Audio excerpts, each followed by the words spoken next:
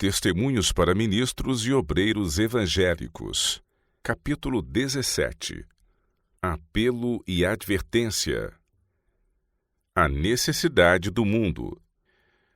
Neste século de alardeada iluminação, defronta-se a igreja cristã com um mundo que jaz nas trevas da meia-noite, quase completamente entregue à idolatria.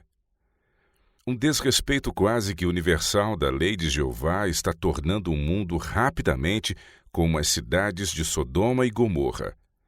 Como nos dias anteriores ao dilúvio, a violência enche a terra. O jogo e o furto estão se tornando males comuns. Aumenta o uso de bebidas alcoólicas. Muitos dos que têm seguido sua própria vontade não santificada procuram por fim a sua vida inútil pelo suicídio. Nos lugares de mais elevada posição da terra, encontram-se a iniquidade e o crime de toda a espécie, e os que aprovam esses erros procuram pôr os culpados a salvo do castigo. Nem uma centésima parte da corrupção que existe se torna manifesta ao mundo. Pouco da crueldade que está sendo perpetuada se conhece. A impiedade do homem quase alcançou os seus limites. De muitas maneiras revela Satanás que ele governa o mundo, está influenciando o coração dos homens e lhes está corrompendo o espírito. Homens que estão em elevadas posições dão evidências de que seus pensamentos são maus continuamente. Muitos estão correndo atrás das riquezas e nenhum escrúpulo têm de aumentar sua fortuna por meio de transações fraudulentas. O Senhor permite que esses homens descubram uns aos outros seus maus atos. Algumas de suas práticas iníquas estão sendo reveladas diante do mundo, para que os homens pensantes que ainda nutrem no coração o desejo de ser honestos e justos para com seus semelhantes possam compreender por que Deus está começando a enviar seu juízo sobre a terra. Certamente o Senhor punirá o mundo por sua iniquidade. A terra descobrirá o seu sangue, e não encobrirá mais aqueles que foram mortos. Compassivamente está o Senhor procurando iluminar o entendimento dos que agora andam às apalpadelas nas trevas do erro. Está retardando os seus juízos sobre um mundo impenitente para que os seus portadores de luz possam buscar e salvar o perdido. Apela ele à sua igreja na terra para que desperte da letargia que Satanás sobre ela tem procurado lançar e cumpra a obra de iluminação do mundo que lhe foi designada pelo céu. A mensagem à sua igreja neste tempo é: levanta-te, resplandece, porque já vem a tua luz, e a glória do Senhor vai nascendo sobre ti. Para atender às condições existentes no tempo em que as trevas cobrem a terra e densa escuridão os povos, tem recebido a Igreja de Deus a comissão de com ele cooperar, espalhando por toda a parte a luz da verdade bíblica. Aos que procuram desempenhar fielmente sua parte como portadores da preciosa luz, é dada a certeza: sobre ti o Senhor virá surgindo, e a sua glória se verá sobre ti. E as nações caminharão à tua luz, e os reis ao resplendor que te nasceu. O mundo hoje está em clamorosa necessidade de uma revelação de Cristo Jesus na pessoa de seus santos. Deus deseja que seu povo esteja diante do mundo como um povo santo. Por quê? Porque há um mundo que deve ser salvo pela luz da verdade evangélica, e enquanto a mensagem da verdade, que deve chamar os homens das trevas para a maravilhosa luz de Deus, é dada pela Igreja, deve a vida de seus membros, santificada pelo Espírito de verdade, dar testemunho da veracidade das mensagens proclamadas. Deus deseja que seu povo se coloque na relação correta para com Ele, para que possam compreender o que deles requer acima de qualquer outra coisa. Devem revelar a toda a alma que luta no mundo o que significa praticar a justiça, amar a beneficência e andar humildemente com o seu Deus. Onde quer que estejam, na sua terra natal ou em terras distantes, devem ser eles o povo que guarda os mandamentos. Devem ter a certeza de que seus pecados estão perdoados e de que são aceitos como filhos do Altíssimo. A garantia do êxito. O mundo necessita da mensagem salvadora que Deus confiou ao seu povo. O mundo perecerá a menos que lhe seja dado o conhecimento de Deus pelos agentes que ele escolheu. No poder do Espírito Santo, devem os que são colaboradores de Deus trabalhar com persistente zelo e disseminar pelo mundo a luz da preciosa verdade. Ao entrarem nos caminhos e valados, ao trabalharem nos lugares desolados da terra, tanto na terra natal como nas regiões distantes, verão a salvação de Deus se revelar de maneira notável. Devem os fiéis mensageiros de Deus procurar levar avante a obra do Senhor na maneira em que Ele determinou. Devem pôr-se em íntima ligação com o grande Mestre para poderem ser diariamente ensinados por Deus. Devem lutar com Deus em fervorosa oração pelo batismo do Espírito Santo, para que possam atender às necessidades de um mundo que perece no pecado. Todo poder é prometido aos que saem com fé para proclamar o Evangelho eterno. Ao darem os servos de Deus ao mundo uma mensagem viva, que vem pura do trono de Deus, brilhará a luz da verdade como uma lâmpada acesa, alcançando todas as partes do mundo. Assim serão as trevas do erro e da descrença expulsas da mente dos honestos de coração de todas as terras, que agora buscam a Deus, se porventura tateando pudessem achar. O perigo de adotar métodos mundanos na obra de Deus. No dia 3 de novembro de 1890, enquanto me achava a serviço em Salamanca, Nova York, estando à noite em comunhão com Deus, fui arrebatada e levada fora de mim mesma a assembleias em vários estados, onde dei decidido testemunho de reprovação e advertência. Em Battle Creek reunia-se um concílio de ministros e de homens de responsabilidade da Casa Publicadora e de outras instituições, e ouvi que estavam reunidos num espírito não muito gentil, dar largas a sentimentos e insistir na adoção de medidas que me encheram de apreensão e angústia. Anos antes tivera eu de passar por idêntica experiência, e o Senhor então me revelou muitas coisas de vital importância, e me deu advertências que devem ser dadas aos que correm perigo. Na noite de 3 de novembro, foram-me essas advertências trazidas à mente e recebi a ordem de apresentá-las aos que estavam em posições responsáveis de confiança e que não faltasse nem desanimasse. Foram-me reveladas algumas coisas que eu não podia compreender, mas me foi dada a certeza de que o Senhor não permitiria que seu povo fosse envolto nas névoas do ceticismo e da infidelidade mundanos, ligado em feixes com o mundo. Mas se eles tão somente lhe ouvissem e atendessem à voz, prestando obediência aos seus mandamentos, ele os guiaria acima das névoas do ceticismo e incredulidade, colocando-lhe os pés sobre a rocha, onde poderiam respirar a atmosfera de segurança e triunfo. Enquanto estava em fervorosa oração, perdi de vista tudo o que estava ao meu redor. O aposento encheu-se de luz, e eu estava dando uma mensagem a uma assembleia que parecia ser a Associação Geral. Fui movida pelo Espírito de Deus a fazer muito fervoroso apelo, pois fui impressionada com o fato de que havia grande perigo diante de nós no coração da obra. Eu estivera e ainda estava prostrada com aflição de alma e do corpo, preocupada com o pensamento de que devia dar uma mensagem ao povo de Battle Creek para adverti-lo contra uma linha de conduta que separaria a Deus da Casa Publicadora. Repreensão à Igreja. Os olhos do Senhor se dirigiam para o povo com um misto de tristeza e desprazer, e eram pronunciadas as palavras: Tenho, porém, contra ti que deixaste a tua primeira caridade.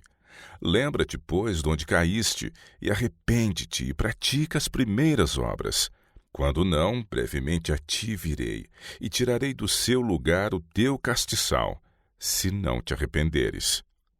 Aquele que chorou sobre o impenitente Israel, notando sua ignorância quanto a Deus e a Cristo, seu Redentor, contemplou o coração da obra em Battle Creek.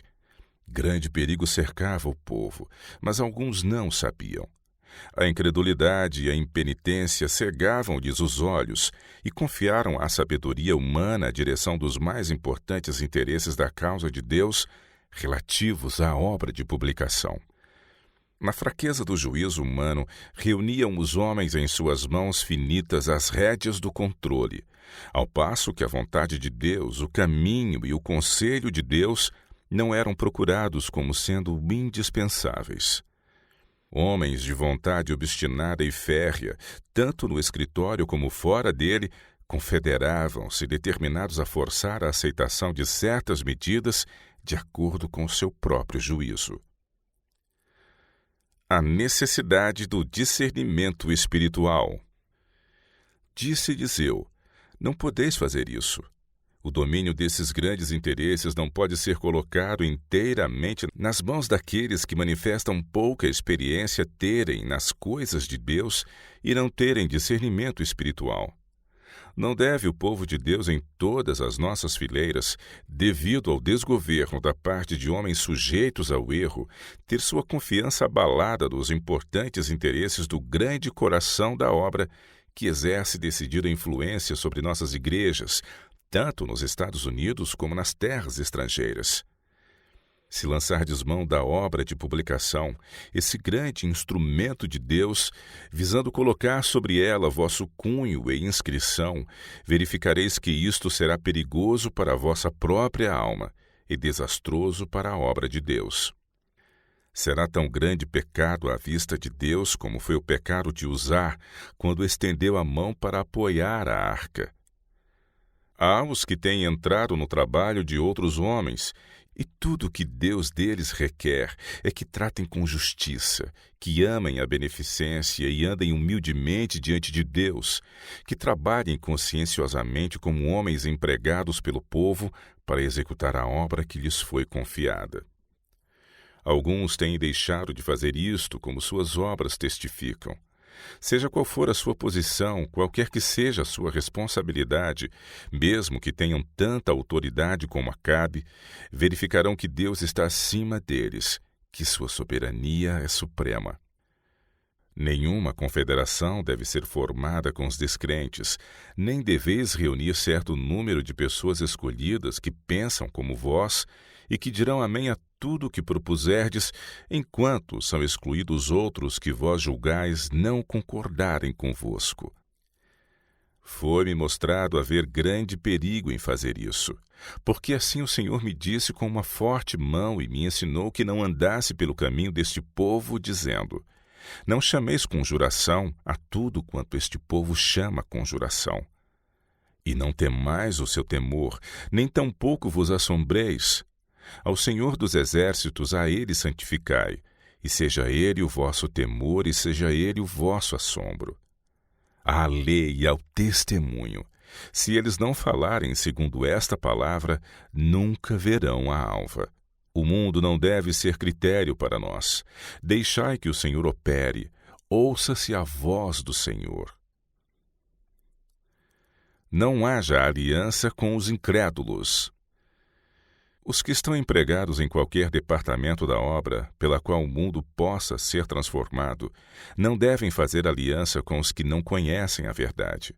O mundo não conhece nem um pai nem um filho, e nenhum discernimento tem quanto ao caráter de nossa obra, quanto ao que devemos ou não devemos fazer.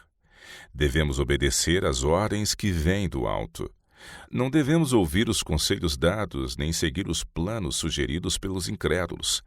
As sugestões feitas pelos que não sabem a obra que Deus está fazendo para este tempo são de molde a enfraquecer o poder dos instrumentos de Deus.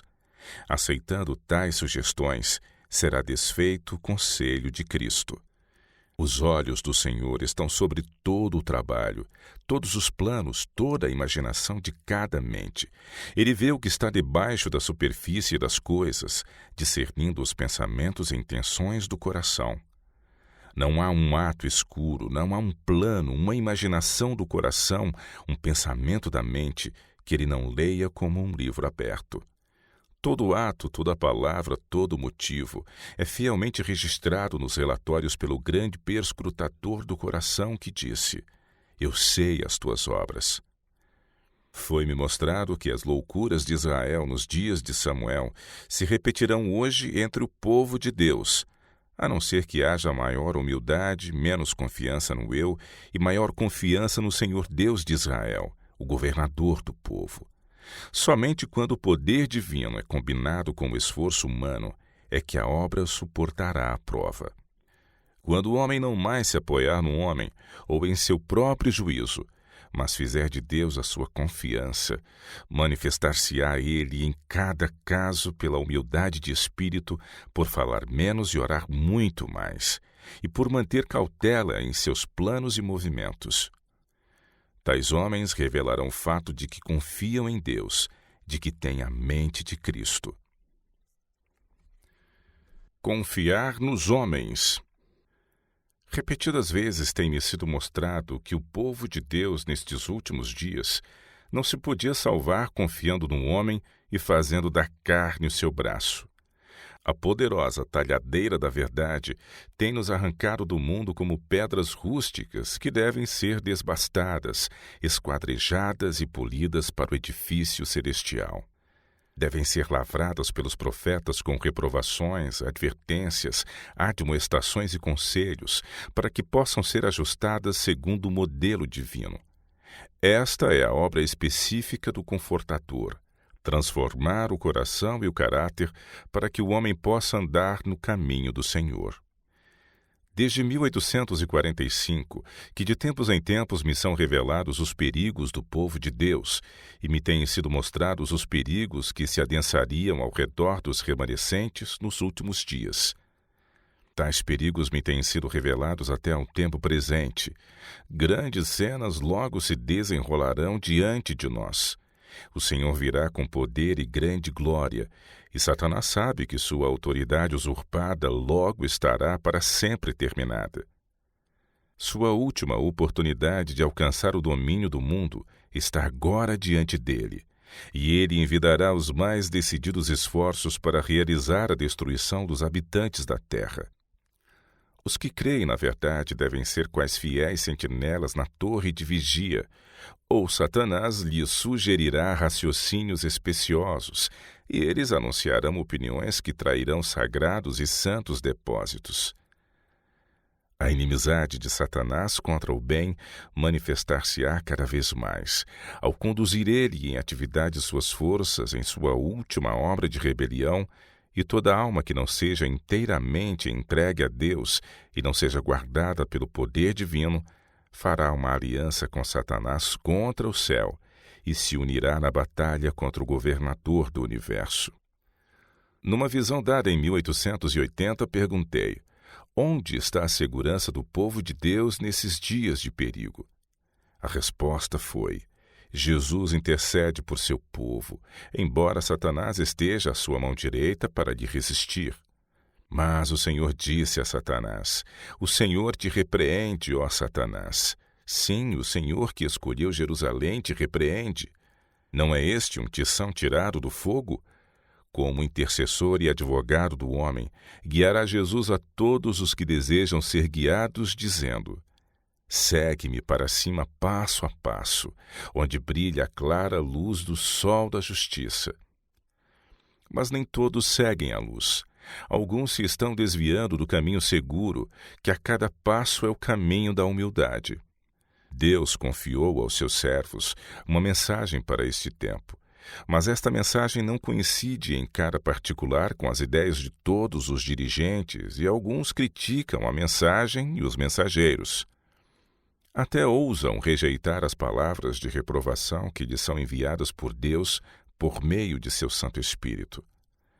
Que reserva de poder dispõe o Senhor com que alcançar aqueles que desprezaram suas advertências e reprovações e consideraram os testemunhos do Espírito de Deus como de origem não mais alta que a sabedoria humana.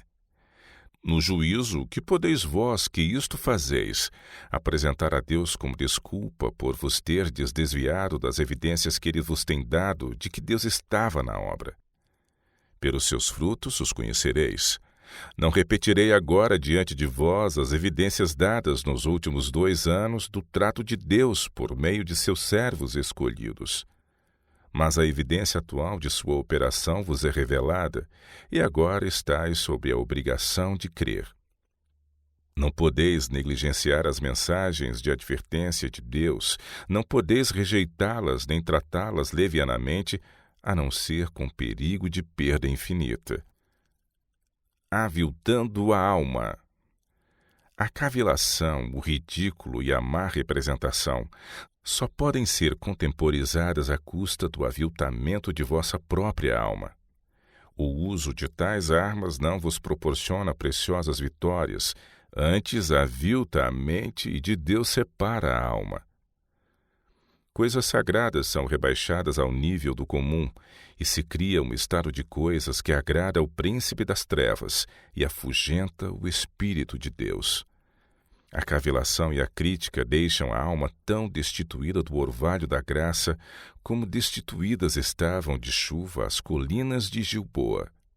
Não se pode depositar confiança no julgamento daqueles que condescendem com o ridículo e o embuste. Não se podem considerar de peso seus conselhos ou resoluções. Deveis apresentar as credenciais divinas antes de poderdes fazer decididos movimentos para dar forma à obra da causa de Deus. Acusar e criticar aqueles que Deus está usando é acusar e criticar ao Senhor que os enviou. Para que possam ter um correto discernimento das coisas religiosas, necessitam todos cultivar suas faculdades religiosas. Alguns têm fracassado ao distinguir entre o ouro puro e o mero brilho, entre a substância e a sombra. Os preconceitos e opiniões que prevaleciam em Minneapolis de modo algum estão mortos. As sementes ali semeadas em alguns corações estão prestes a saltar para a vida e a dar idêntica colheita. A copa foi cortada, mas as raízes nunca foram desarraigadas, e elas ainda dão seu fruto profano para envenenar o juízo, perverter a percepção e cegar o entendimento daqueles com quem vos relacionais com relação à mensagem e aos mensageiros. Quando pela confissão completa destruirdes as raízes da amargura, vereis a luz de Deus. Sem esse trabalho completo nunca purificareis vossa alma. Precisais estudar a palavra de Deus com um propósito, não de confirmar as vossas próprias ideias, mas o de fazer com que sejam podadas, sejam condenadas ou aprovadas, conforme estão ou não estão em harmonia com a palavra de Deus. Deve a Bíblia ser o nosso companheiro constante. Deveis estudar os testemunhos não para escolher certas sentenças para usá-las como julgais conveniente, para fortalecer as vossas asserções, enquanto desrespeitais as mais claras declarações dadas para corrigir os vossos procedimentos. A verdadeira religião é desprezada. Há entre nós um afastamento de Deus, e ainda não se fez a zelosa obra do arrependimento e volta ao primeiro amor essencial à restituição a Deus e à regeneração do coração. A infidelidade está fazendo suas incursões em nossas fileiras, pois é moda apartar-se de Cristo e dar lugar ao ceticismo. Para muitos o clamor do coração tem sido: não queremos que este reine sobre nós. Baal é a escolha.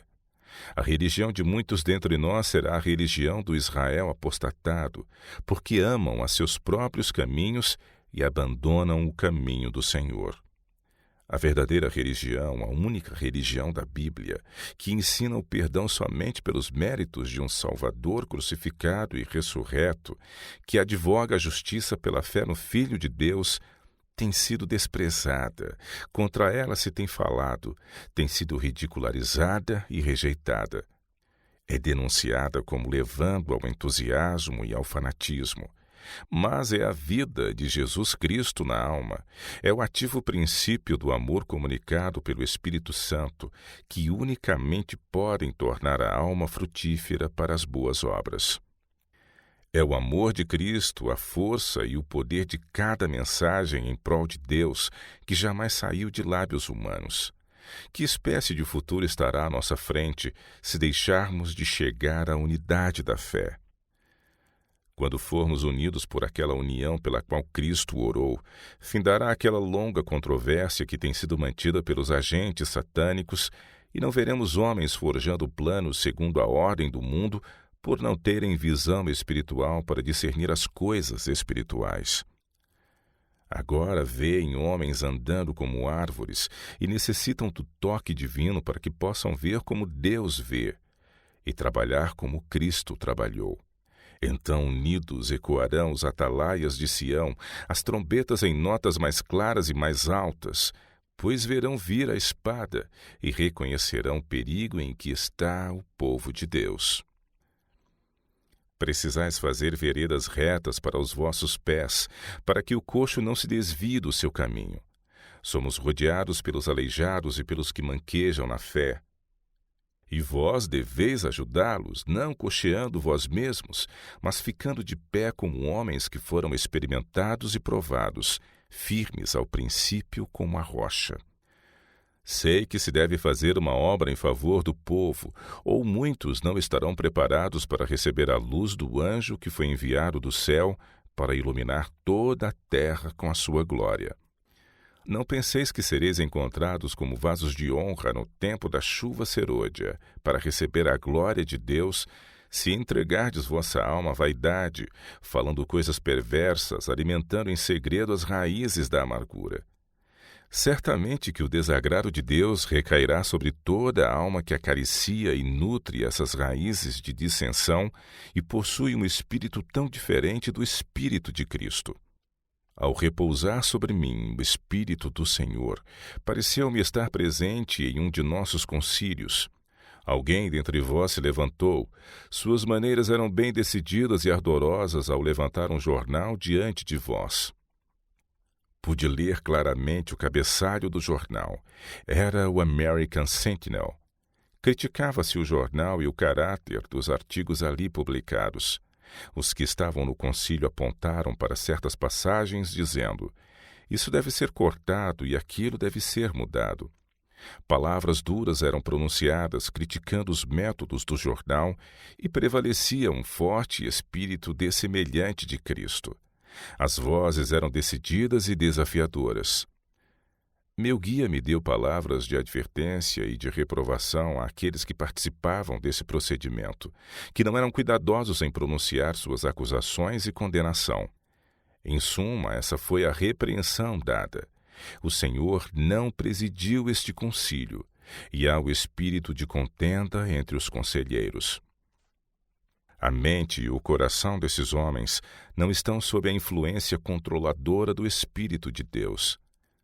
Sejam os adversários de nossa fé aqueles que sugiram e desenvolvam planos como os que estais agora discutindo. Do ponto de vista do mundo, alguns desses planos não são objetáveis, mas não devem ser adotados por aqueles que têm a luz do céu. A luz que Deus deu deve ser respeitada, não somente para a nossa própria segurança, mas também para a segurança da Igreja de Deus. Os passos que agora são dados por uns poucos não devem ser seguidos pelo povo remanescente de Deus. Vosso procedimento não pode ser apoiado pelo Senhor. Torna-se evidente por vosso procedimento que estabelecestes vossos planos sem o auxílio daquele que é poderoso em conselho, mas o Senhor operará. Os que criticaram a obra de Deus precisam de que seus olhos sejam ungidos, pois se sentiram poderosos em sua própria força. Mas há um que pode atar o braço do poderoso e anular o conselho do prudente. Dai a mensagem de Deus. A mensagem que temos de dar não é uma mensagem que os homens precisem acovardar-se de transmitir. Não precisam encobri-la, não precisam ocultar-lhe a origem e o propósito. Seus advogados devem ser homens que não se calem nem de dia nem de noite. Tendo feito solenes votos a Deus e tendo sido comissionados como mensageiros de Cristo, como mordomos dos mistérios da graça de Deus, estamos na obrigação de declarar fielmente todo o conselho de Deus. Não devemos tornar menos preeminentes as verdades especiais que nos têm separado do mundo e nos têm tornado o que somos, pois estão cheias de interesses eternos. Deus nos deu luz com relação às coisas que agora estão ocorrendo no derradeiro remanescente do tempo. E com a pena e com a voz, devemos proclamar a verdade ao mundo não de maneira tímida, destituída de espírito, mas na demonstração do Espírito e do poder de Deus. Os mais vigorosos conflitos estão envolvidos na proclamação da mensagem, e os resultados de sua promulgação são importantes tanto para o céu como para a terra. Logo terminará o conflito entre os dois grandes poderes, o do bem e o do mal. Mas até o tempo de seu fim haverá contínua e aguda contenda. Como Daniel e os seus companheiros em Babilônia, devemos agora fazer o propósito de ser fiéis ao princípio, venha o que vier. A incandescente fornalha ardente, aquecida 7 vezes mais do que era necessário, não fez com que esses fiéis servos de Deus se afastassem de sua obediência à verdade. Permaneceram firmes no tempo da prova e foram lançados na fornalha, mas não foram esquecidos por Deus. A figura do quarto personagem foi vista andando com eles nas chamas e saíram não tendo sequer cheiro de fogo nas vestes. O mundo hoje está cheio de bajuladores e dissimuladores, mas Deus proíbe os que pretendem ser guardiães de sagrados depósitos, traiam os interesses da causa de Deus, insinuando sugestões e expedientes do inimigo de toda a justiça. Não há tempo agora para nos arregimentarmos ao lado dos transgressores da lei de Deus, para vermos com seus olhos, ouvirmos com seus ouvidos, para compreendermos com seus sentidos pervertidos. Devemos todos apressar-nos. Devemos trabalhar para tornar-nos uma unidade, para termos uma vida santa e um caráter puro. Não mais se curvem os que professam ser servos do Deus vivo ante o ídolo das opiniões humanas. Não mais sejam escravos de qualquer vergonhosa concupiscência. Não mais tragam ao Senhor oferta poluída, uma alma maculada pelo pecado. Como alunos diligentes, lede a palavra, sede obradores da palavra, e o Espírito Santo estará bem perto de todo o obreiro. E o amor de Deus se acenderá na alma daquele que está ministrando, ao fazer justamente a obra que o Senhor ordenou que se fizesse nas atividades missionárias. Special Testimonies to Ministers and Workers. As ciladas de Satanás. Ao se aproximar o povo de Deus dos perigos dos últimos dias, faz Satanás ardorosa consulta com seus anjos quanto ao plano de maior êxito no sentido de lhes transtornar a fé. Vê que as igrejas populares já estão sendo embaladas para dormir pelo seu poder enganador. Por meio de agradáveis sofismas e mentirosas maravilhas, pode ele continuar a conservá-los sob o seu domínio. Dirige, portanto, seus anjos para que lancem suas ciladas especialmente para os que aguardam o segundo advento de Cristo e se estão esforçando por observar todos os mandamentos de Deus. Diz o grande enganador: devemos vigiar aqueles que estão chamando a atenção do povo para o sábado de Jeová. Eles levarão muitos a ver as exigências da lei de Deus, e a mesma luz que revela o verdadeiro sábado, revela também o ministério de Cristo no santuário celestial e revela que a última obra para a salvação do homem está agora indo avante. Conservai nas trevas a mente do povo até que esta obra termine, e teremos conseguido o mundo e a igreja também. O sábado é a grande questão que deve decidir o destino de almas. Devemos exaltar o sábado criado por nós. Temos feito com que ele seja aceito tanto pelos mundanos como pelos membros da igreja. Deve agora a igreja ser levada a unir-se com o mundo em sua defesa. Devemos trabalhar por meio de sinais e maravilhas para lhes cegar os olhos quanto à verdade e levá-los a pôr de lado a razão e o temor de Deus e a seguir os costumes e tradições. Influenciarei os ministros populares a desviar dos mandamentos de Deus a atenção dos ouvintes. Aquilo que as Escrituras declaram ser uma perfeita lei de liberdade será representado como um jugo de servidão. O povo aceita as explanações das Escrituras de seus ministros e não investiga por si mesmo. Portanto, operando por meio de seus ministros, posso dominar o povo de acordo com a minha vontade. Mas nossa principal preocupação é silenciar esta seita de observadores do sábado. Devemos excitar contra eles a indignação popular. Alistaremos ao nosso lado grandes homens e homens sábios segundo o mundo, e induziremos aos que estão em autoridade a executar os nossos propósitos. Então o sábado que eu estabeleci será forçado pelas leis mais severas e obrigatórias. Os que as desrespeitarem serão tocados nas cidades e vilas e levados a passar fome e privação. Uma vez que tenhamos o poder, mostraremos o que podemos fazer com os que não se desviam de sua fidelidade a Deus. Levamos a Igreja Romana a infligir prisão, tortura e a morte àqueles que recusam seguir aos seus decretos. E agora que estamos pondo as igrejas protestantes e o mundo em harmonia com esse braço direito de nossa força, finalmente teremos uma lei para exterminar a todos os que não se submeterem à nossa autoridade. Quando se fizer da morte a penalidade da violação do nosso sábado, então muitos dos que agora estão nas fileiras dos observadores dos mandamentos passarão para o nosso lado. Mas antes de adotarmos estas medidas extremas, devemos exercer toda a nossa sabedoria e sutileza para enganar os que honram o verdadeiro sábado e engodá-los. Podemos separar muitos de Cristo pela mundanidade, luxúria e orgulho. Podem julgar-se salvos porque creem na verdade, mas a condescendência com o apetite, as paixões mais baixas que confundirão o juízo e destruirão o discernimento, causar-lhes-ão a queda. Ide, fazei com que os donos de terras e de dinheiro se embriaguem com os cuidados desta vida.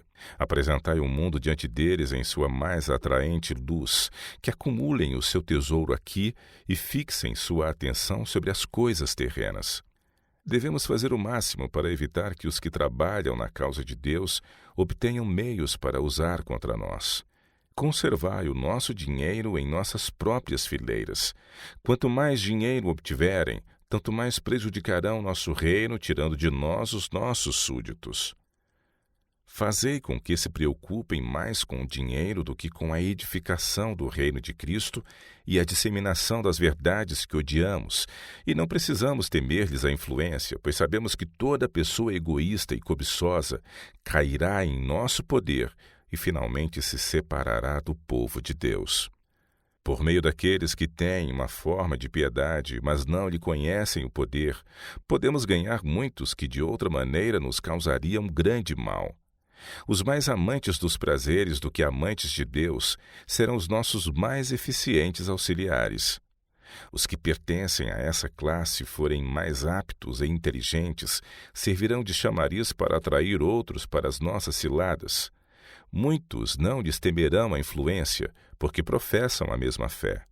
Levá-los-emos então a concluir que as reivindicações de Cristo são menos estritas do que uma vez creram, e que pela conformação com o mundo exercerão maior influência sobre os mundanos. Assim se separarão de Cristo, então não terão forças para resistir ao nosso poder, e dentro de pouco tempo estarão prontos para ridicularizar o seu antigo zelo e devoção. Enquanto não for dado o grande golpe decisivo, devem nossos esforços contra os observadores dos mandamentos ser incansáveis. Devemos estar presentes em todos os seus ajuntamentos, especialmente em suas grandes reuniões. Nossa causa muito sofrerá e devemos exercer grande vigilância e empregar todas as nossas artes sedutoras para evitar que as almas ouçam a verdade e por ela sejam impressionadas. Terei no terreno como meus agentes homens que mantenham falsas doutrinas misturadas com justamente suficiente verdade para enganar almas. Também terei presentes pessoas incrédulas que expressarão dúvidas quanto às mensagens de advertência do Senhor à sua igreja. Lê-se o povo e crê-se essas admoestações, e pouca esperança poderíamos ter de vencê-los. Mas se pudermos desviar-lhes a atenção dessas advertências, permanecerão ignorando nosso poder e sagacidade, e finalmente os ganharemos para as nossas fileiras. Deus não permitirá que suas palavras sejam menosprezadas impunemente. Se pudermos conservar as almas enganadas durante algum tempo, Retirar-se-á a misericórdia de Deus, e ele as abandonará ao nosso completo domínio. Temos de causar lutas e divisões. Temos de destruir a ansiedade deles por sua própria alma e levá-los à crítica, aos juízos temerários, acusando e condenando-se uns aos outros, a idolatrar o egoísmo e a inimizade. Por causa destes pecados, Deus baniu-nos de sua presença, e todos quantos seguirem o nosso exemplo terão sorte idêntica. Deixai que o céu guie. A profecia se deve cumprir. Diz o Senhor: Eis que eu vos envio o profeta Elias, antes que venha o dia grande e terrível do Senhor. Alguém deve vir no espírito e no poder de Elias, e quando ele aparecer, poderão os homens dizer: Sois demasiadamente sinceros, não interpretais as Escrituras na devida maneira. Deixai-me dizer-vos como ensinar vossa mensagem. Muitos há que não podem distinguir entre a obra de Deus e a do homem. Contar-vos-ei a verdade como Deus me dá, e agora digo: se continuardes a descobrir faltas e a ter o espírito de desavença, jamais reconhecereis a verdade. Jesus disse aos seus discípulos: Ainda tenho muito que vos dizer, mas vós não o podeis suportar agora. Não estão em condições de apreciar as coisas sagradas e eternas, mas Jesus prometeu enviar o Consolador, que lhes ensinaria todas as coisas e lhes traria todas as coisas à lembrança, fosse o que fosse que lhes tivesse dito. Irmãos, não devemos confiar no homem. Deixai-vos, pois, do homem cujo fôlego está no seu nariz, porque em que se deve ele estimar? Deveis confiar a Jesus vossa alma em defesa. Não nos convém beber da fonte do vale, quando há uma fonte na montanha. Deixemos as correntes baixas, busquemos as fontes mais elevadas. Se há um ponto de verdade que não compreendeis, com o qual não concordais, investigai, comparai um escrito com o outro. Penetrai bem fundo na mina da verdade da palavra de Deus. Deveis colocar tanto a vós como as vossas opiniões no altar de Deus, abandonar vossas ideias preconcebidas e deixar que o Espírito do céu vos guie em toda a verdade. The Review and Herald, 18 de fevereiro de 1890.